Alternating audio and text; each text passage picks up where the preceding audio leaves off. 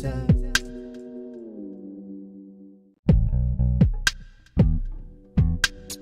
It's coffee time with Almeida. It's coffee time with Almeida.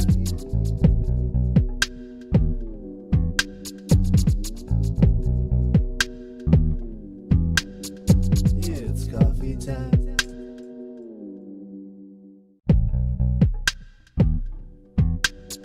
It's coffee time with Almeida. It's coffee time with Almeida.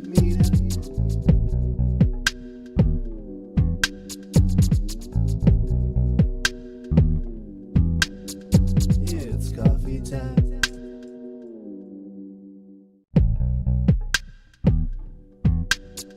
It's coffee time with Almeida. It's coffee time with Almeida.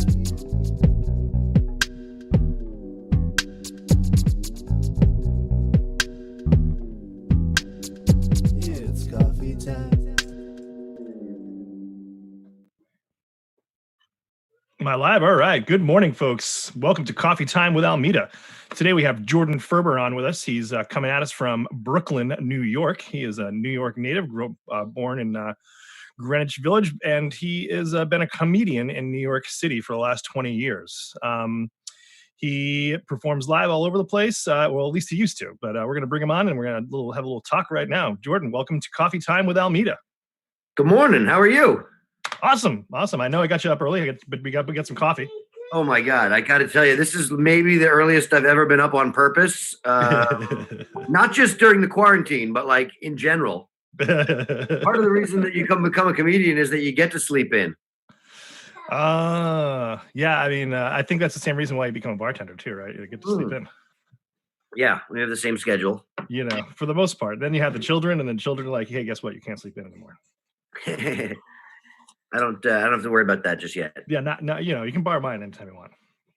Great. So, what are you drinking there, Jordon? What do you got in that cup? Coffee. Coffee. It's coffee so far. And how are you preparing that coffee today?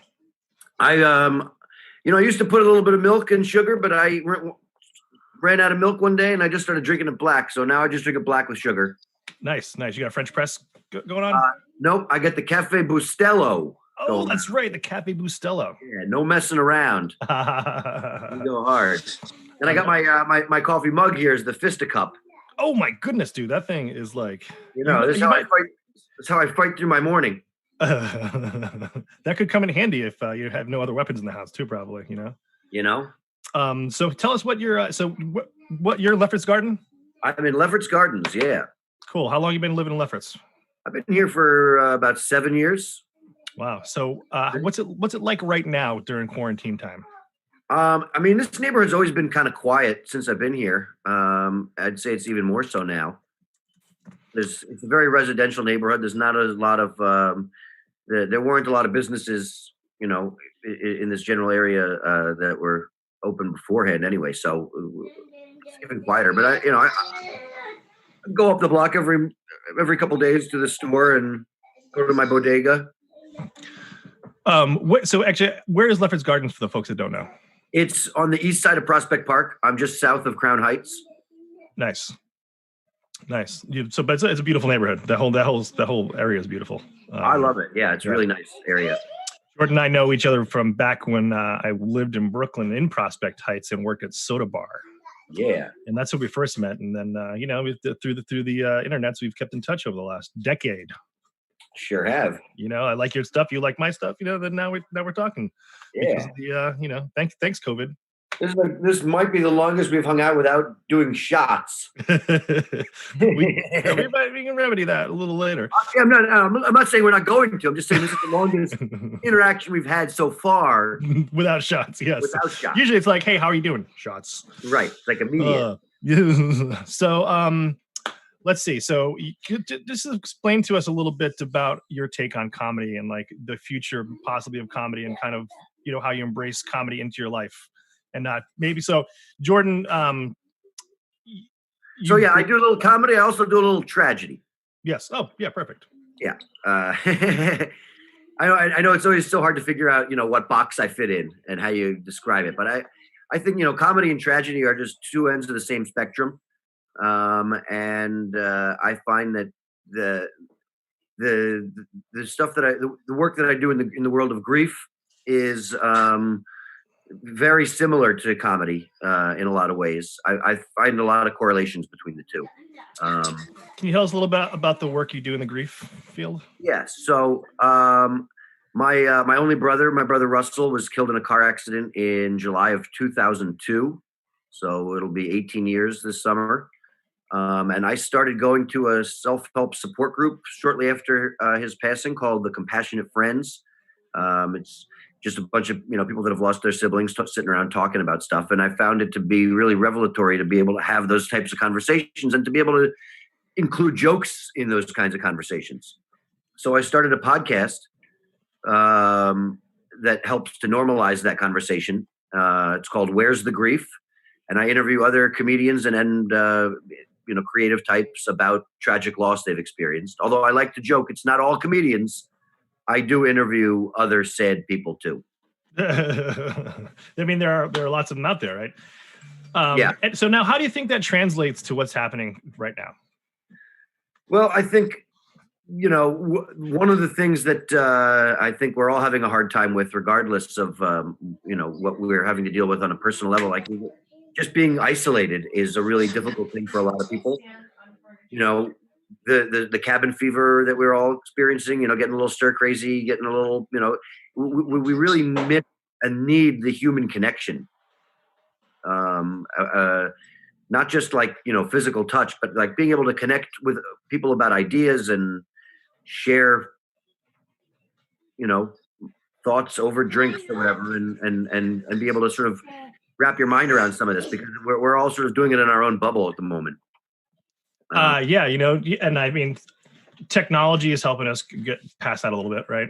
A little bit, yeah. And talking more to our friends. I think, it's definitely this whole time has helped me reconnect with a bunch of people. I definitely taught my parents how to Zoom. Awesome. I spent 45 minutes on the phone helping them also, hook up their Netflix. So granted, it's difficult to not be able to go over to their house, because quite frankly, my parents are in their 70s, and if it wasn't for me, their VCR would still be flashing 12. So you see your parents all the time, right? I see them with some frequency. They live in the city, so I always say that they turn my bedroom into a guest room, of which I am a frequent guest.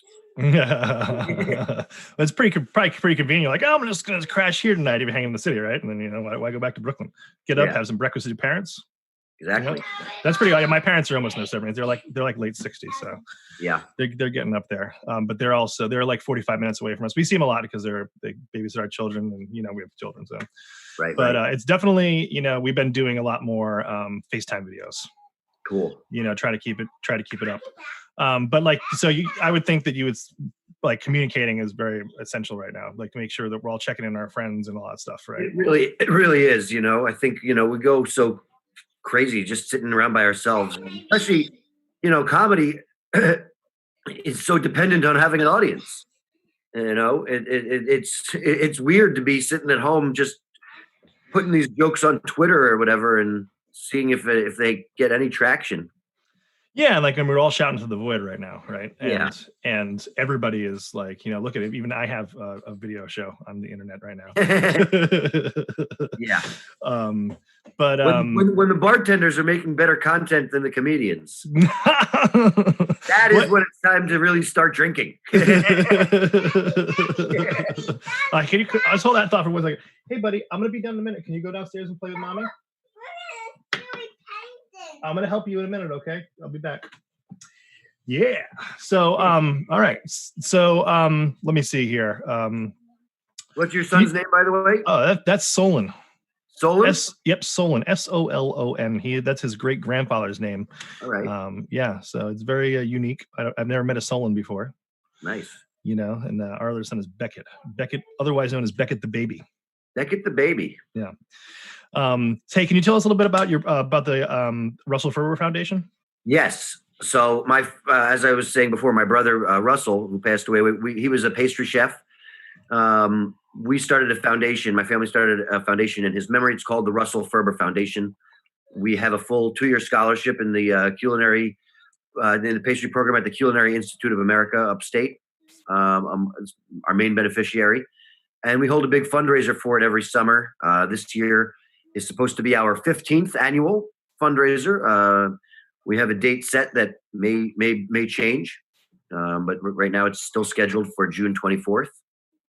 It's a comedy show and a raffle and a silent auction, and we've put 8 kids through the program so far, and they all come to the event and bake desserts, and it's really an uplifting event. It's really amazing, and I love the fact that we get to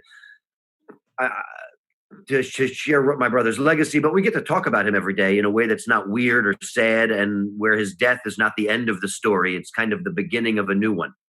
Sure, and that's legacy, right? So For sure. that's pretty amazing.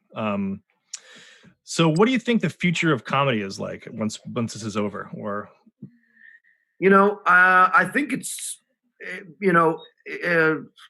just like Jeff Goldblum said in Jurassic Park. Life finds a way. Comedy is going to find a way. Mhm. There's too many people. There's too many content creators out there, not just comedians, but people in the arts that I think this is really exacerbating how much we really need an audience, how much we need the connection with people. And I think that sometimes we're learning across cultures about generationally about a lot of this new technology and how we can utilize it in a different way. I think there's going to be a lot of stuff that comes out of this that is new. So I think we're all just going to have to adapt to whatever the new platforms are. Yeah, I think that we don't really know when we're going to go back to hanging out with people, right? Hanging out outside with people. Right. Some friends of mine they're DJs and they're doing this virtual dance party over the weekend. And I see like a lot of musicians playing all the time.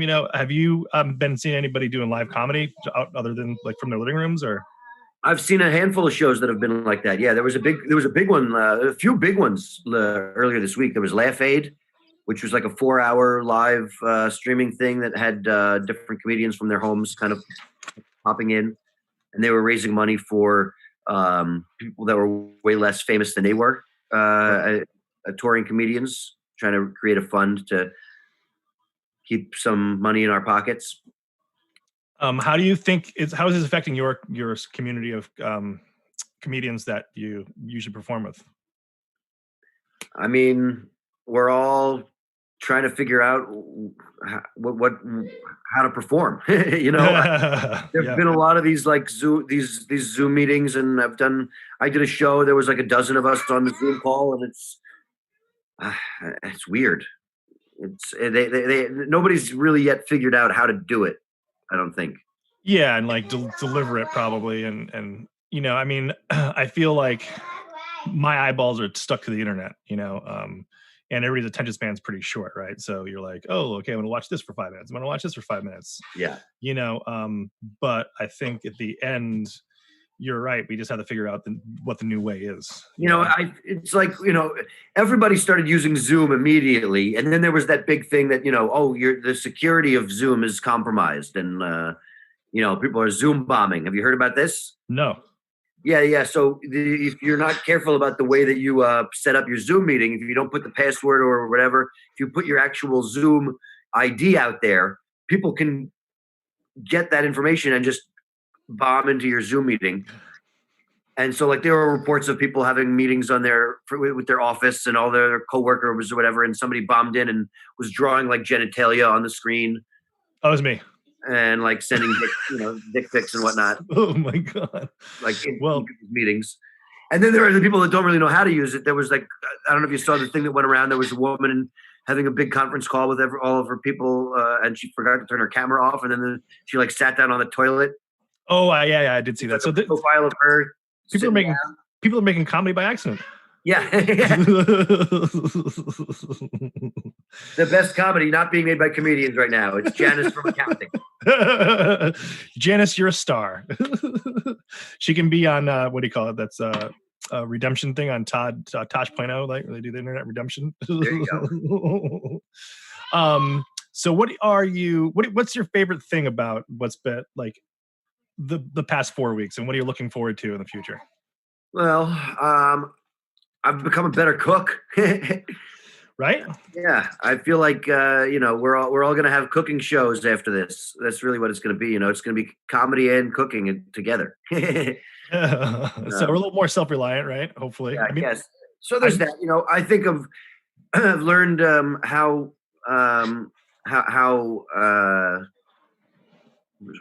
self-reliant I can be. You know, there's that. I don't know what are the good parts about this. There's not a lot good about this. Sucks. yeah, I mean, it does suck. You know, I mean, it's nice to learn that liquor stores are essential businesses. Yeah, I know. And I have just having some conversations with people about that. You know, it's, if you don't make it essential, right, then you have these alcoholics going into detox. They're not going to have a place to go. Right. The hospital beds are full, right? So, Yes. which is totally a whacked out thing. Right? It's got to be really tough for the people that are already in AA. Like are they having virtual meetings? You know, my dad is an AA, and I meant to ask him if he's been doing virtual meetings. I don't think so, because no one's asked me how to use Zoom from my parents' house yet. Right. Well, they're probably asking people, but you know, it's anonymous. So. Yeah. So did I just blow his cover? No.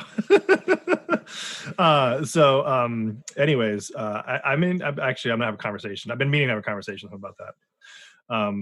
But I was gonna say, can you tell us a little bit about how you pick your guests for your podcast?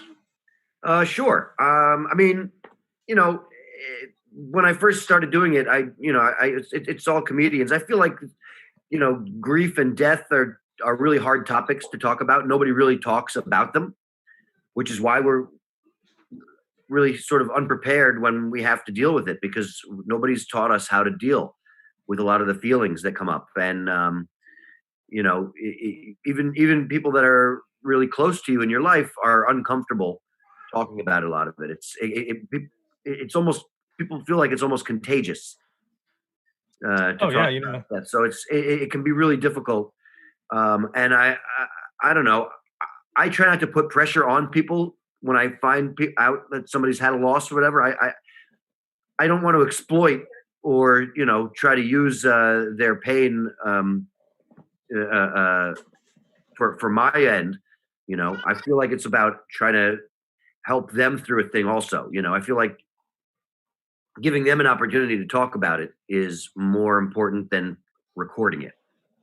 Sure, of course. Yeah. Yeah. So I tend to go through a little bit of a vetting process, so I make sure that the person is, you know, actually ready to talk about it. Because sometimes people say they are, but then they don't really know what they want to say. And I've actually had a fair number of people who have written books, or you know, who are not comedians, who have written books about their grief or about their loss, and their publicist has found my podcast and reached out to me to be like, hey, this person wrote this book and they would be a great guest. We want to promote our thing on your show. That's awesome. I mean, and we're all helping each other out, right? Yeah. And spreading and teaching people how to deal, you know. So while we're on the topic of podcasts, say hi, Solon. While we're on the topic of podcasts, what are a couple of your favorite podcasts? Well, so I love listening to Gilbert Gottfried's Amazing Colossal podcast. I love Gilbert Gottfried. I just listened to his episode with George. Sorry, Costanza. Oh, Jason Alexander. Jason Alexander. Yes, I'm sorry. Oh, was that new? Is that a new one? I haven't listened to that one yet. Yeah, it was good. It was good. Yeah, his show is so great. I like listening to Risk. Do you listen to Risk? No, I haven't listened to that one. It's a storytelling show. People tell totally true stories they never thought they would dare to share. And those are fun. And then I listen to a couple of grief podcasts. I listen to The Hilarious World of Depression. Oh, nice. I listen to Griefcast, which is similar to mine. It's a British woman named Carrie Ann Lloyd, and she interviews comedians mostly in England about grief. And I listen to Terrible. Thanks for asking. All right. It's a good grief podcast that I listen to. Nice. We have a little page on our website. I sent you a link to it yesterday. Yep. We're gonna add some of those podcasts on there. So Cool. for everybody's listening pleasure. But yours is on there. Also, your other podcast, the American Jew, correct? American Jew, yeah. Yeah. Tell us a little bit about that one. My friend Jonathan Randall and I. Jonathan was raised sort of Orthodox in Florida. I was raised very Reformed here in New York, and neither of us are particularly religious. We decided to do a podcast about what it is to be an American Jew from a more secular standpoint than a less religious standpoint. Mhm. So, you know, we have to deal with the same amount of anti-Semitism as somebody that goes to temple every day, but I eat bacon. Yeah. So Well, that's I listened to a couple episodes. It's definitely and actually this is one of my favorite parts of this process is listening to all the stuff that the people I'm getting to interview have created or that they're listening to. yeah. Which is definitely broadening my horizons. You know, What's the best podcast that you've listened to that you never thought you would enjoy? Like it's so out of left field for you. Besides mine, the grief. I would say I think so far the Gilbert Godfrey one. Yeah. I would never have stumbled upon that, I don't think. And it's like I feel like, you know, his persona is kind of contagious, you know, and like it's sorry. Okay. It's just interesting to hear these podcasts from these celebrities who are like just real people. Yeah. You know, and I think the more you listen to it, some of these that you get more connected, and you know you feel like, oh yeah, you know, we're all still the same no matter what we do, you know. Yeah. So looks like we're running out of time in the Zoom meeting here, but I think I would like to have you back on probably in a couple of weeks, and we'll check back in on you. Is that cool? I'm gonna be here. Okay, awesome. And we'll socialize this out in the internet today, and I'll get back with you, and I'll talk to you pretty soon. Oh yeah. All right, Jordan. Thank you so much for having us on. Shots. Having you on. Shots. Yeah, I'm gonna call you this afternoon on a FaceTime. We're gonna have a drink. Finally, talk to you around 4:20. It's a date. All right, Jordan. I'll talk to you a little bit. Yeah, buddy. All right, man. Later on. Cheers. Cheers.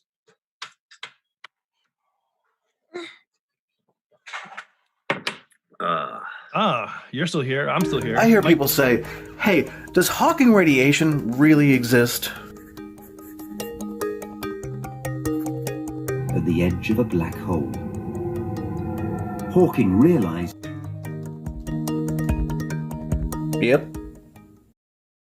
Coffee time with Almeida. Every weekday at 9. Won't you join me for a really fun time?